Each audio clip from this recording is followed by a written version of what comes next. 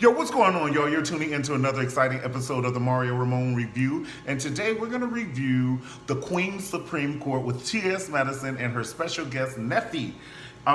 So much going on. I saw all the comments. I mean, the village was stoning Neffe. They were just stoning her. They were just throwing stones. You know how they used to do in the 1800s. Part of it, she brought on herself, and part of it, it was okay. So this is the thing. I think Neffe was trying to have an alliance with Beyonce. I don't know how and why, because Beyonce wouldn't even have a cup of coffee with Neffe. I'm not trying to be no tea, no shade. She wouldn't have a cup of coffee with her, and she's defending Beyonce over her sister. We're gonna get to that, okay? I think that Neffe was sideswiped because she was on the docket. I don't think that she knew that she was actually going to be on the docket, and T.S. Madison gave it to her. Like, she let her walk straight into it. Walked straight into it, and then from that point on, it kind of threw Neffe off, okay? I think there's some things going on with Neffe. I mean, there was some, like, because she can go from being nice to being very aggressive, if you will. You know what I'm saying? So, I mean, I'm not a doctor, but I do have a degree. I don't have a degree in medical, but I have a degree in vision. I've been seeing my whole life, and what I saw was some bipolarness, okay? And mixed with a vape pen, a cocktail, and a little celebrity in her mind. Okay? She thinks she's a celebrity in her mind. And what was flooring me is when she kept talking about her sister isn't on Beyonce's level, so she can't comment on Beyonce. Well, that shit goes for everybody because you're not on Keisha's level and you shouldn't be commenting on Keisha. No pun intended. Like, you act like you on Keisha's level to give it to her. I can see if it was Michael and Janet. You know, they both did scream. But LaToya wasn't nowhere to be found because she already knows she ain't in that ball game. Stay in your ball game. Okay? And then she kind of pissed off the two people who actually can get something done for her, which is Miss V, Ayanna Van Zant. She was like, it take one to know one. You know, Ayanna is never going to call Neffe again, ask her for a third show. It takes one to know one, gutter snipe. It's not the time to do it on this show, on the T.S. Madison show. I wanted to just hear Neffe, because I root for Neffe. You know, I root for the underdog. You know what I'm saying? I do. But to be quite honest, I watched Keisha's show. What is it? Just Like You or something like that. I don't know. But it came on years ago, and that's the first time I heard "At the End of the Day." Their mom was like, "At the end of the day," and I was like, "Oh, this is some no. They're talking about at the end of the day, and at the end of the day." It seems like Neffe was a bit jealous of Keisha. She never gave her P's and her props, and at the end of the day. Okay, it's like Keisha is the one that's lifting up everybody, and she's trying. And like they said, she's not on the Beyonce level. It's not like she has $500 million in the bank, but she's trying to do what she can with what she has. And then they're still dissing her. I'm not down for that. I love Keisha Cole's music. I don't even know what Keisha Cole said about Beyonce or anything, but if she did say something, it's Keisha being Keisha. Keisha has an opinion, and it's very strong, and she's in the music industry. And whether she's on your level or not, she has abstained from when Tupac was alive. Because I remember she told some story, or I read some story where I think Tupac had her fly to an airport, and then he didn't pick her up, and she went to the recording studio and cursed him out. Okay, so she's been doing this since Tupac was alive. She's valid and relevant still. So give Keisha some peas on that, okay? And you just don't dish your family on camera for somebody who you're never going to meet and who doesn't want to meet you.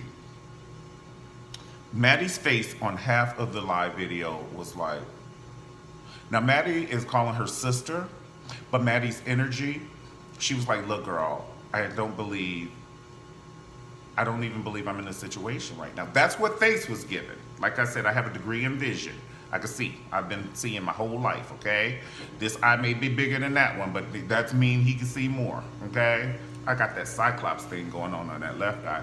But Maddie was just like, and when she was asking, is Bush still alive? I almost blacked out when Neffe asked, is Bush still alive? And when she insulted the sponsors. They made some green grits and oxtail. Now, Maddie was tearing that oxtail up, whether she liked it or not, because as she knows, she's a businesswoman. And Maddie is pretty too. Let's just get down to it. T.S. Madison is very, very pretty.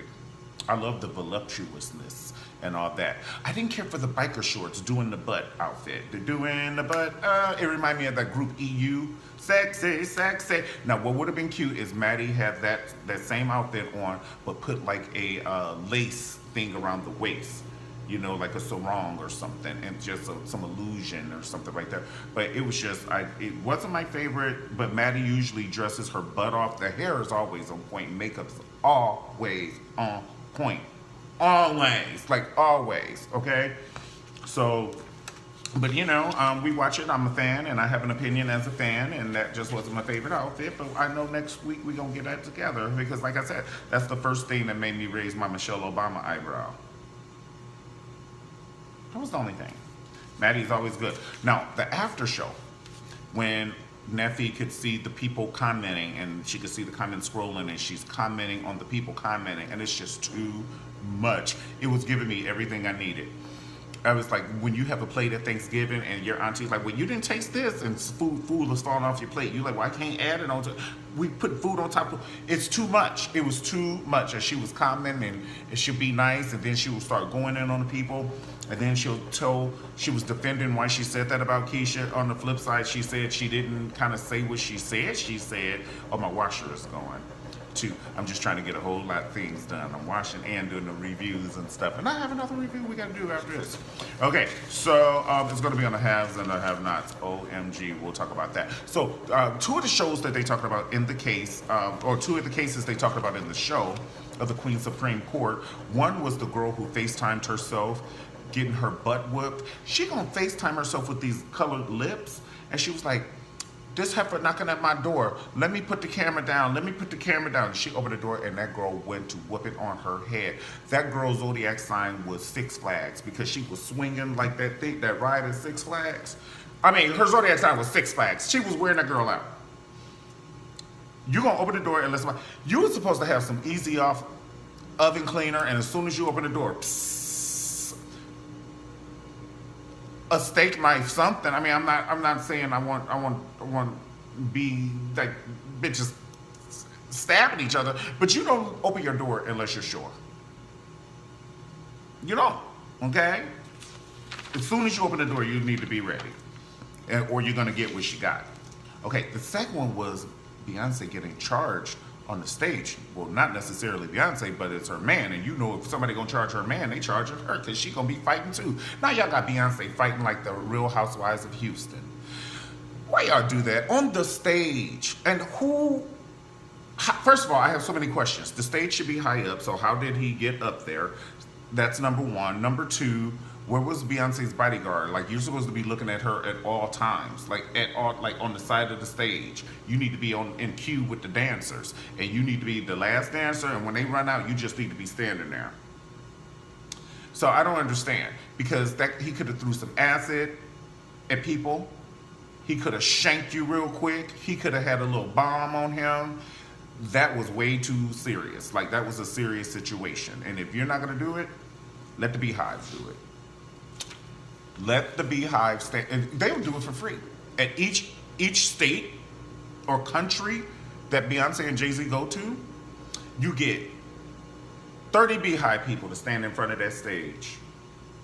And just because they're in the front row, they gonna call that VIP. They will shank a heifer trying to climb up on that stage. They will take that person down. That person might not make it alive. They may not even make it alive. So that's what I say on that issue there. The oxtails. Those oxtails and grits look good. But like I said, you don't insult the sponsor. And that's just part of being a business person and working for a business person. Because if you knew that was the sponsor, you don't insult the sponsor. Or you pre-talk about it. You say, okay, what are you guys cooking? And then you pre-talk about that before it's on film. And then you say, well, I don't eat grits and oxtail. I eat rice and oxtail, so we can have a, alternative. But like I said, it's the difference between being a business person and work for a business person. Okay, Maddie ate it even if she was a vegan. She was going to eat them oxtails. Oh, in the name of everything holy.